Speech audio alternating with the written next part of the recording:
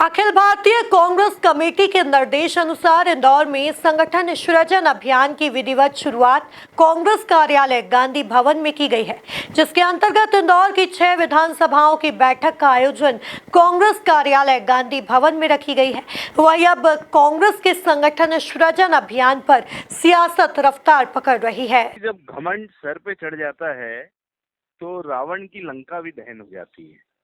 तो आप मेरी बात समझना, भारतीय जनता पार्टी के नेताओं के सर पे घमंड चढ़ चुका है।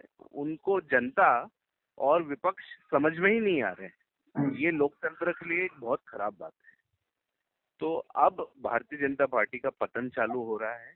और रही बात कांग्रेस की, तो हम अपने संगठन में एक नई ऊर्जा के साथ, नई टीम के साथ, और ये सीधा इसमें इन्वॉल्वमेंट राहुल गांधी जी ले रहे हैं, जो दिल्ली से आके भोपाल में बड़ी बैठक ली, जिसमें हर जिले वाइज एक ऑब्जर्वर नियुक्त किया है।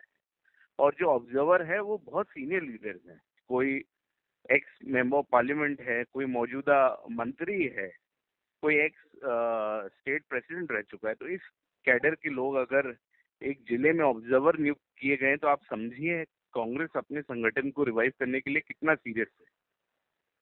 तो कांग्रेस निश्चित ही इससे बहुत अच्छी होकर निकलेगी। संगठन हमारा बेहतरी पे जाएगा और जो नए 55 जिला अध्यक्ष बनेंगे हमारे, तो उससे पूरे प्रदेश में एक नई ऊर्जा के साथ कांग्रेस पार्टी आगे बढ़ेगी।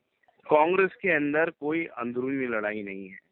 माननीय राहुल गांधी जी ने साफ साफ कह दिया है कि जो रेस के घोड़े हैं उनको चुनाव लड़ाया जाएगा, जो बारात के घोड़े हैं वो संगठन में काम करेंगे। ये स्पष्ट निर्देश ऊपर से आए हैं और यही एक एक कार्यकर्ता कांग्रेस के हाथ के पंजे के अधीन काम करेगा और सिर्फ पार्टी को स्ट्रांग करेगा। निजी मतभेद कुछ भी नहीं है पार्टी के। जिस राजनीतिक दल का विसर्जन होने जा रहा है वो सृजन की बात कर रहे हैं।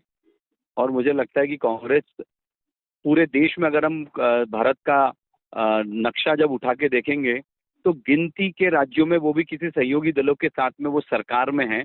जो जिस पार्टी के इस देश में एक समय पर पूरी सरकारें हुआ करती थी, आज वो बिल्कुल अपने उतार पर है। कांग्रेस ने अपनी नीतियों के कारण, अपने चेहरों के कारण और जिस प्रकार से राष्ट्र विरोधी बातों के कारण कांग्रेस ने अपनी स्थिति की है, तो निश्चित रूप से कांग्रेस का विसर्जन है।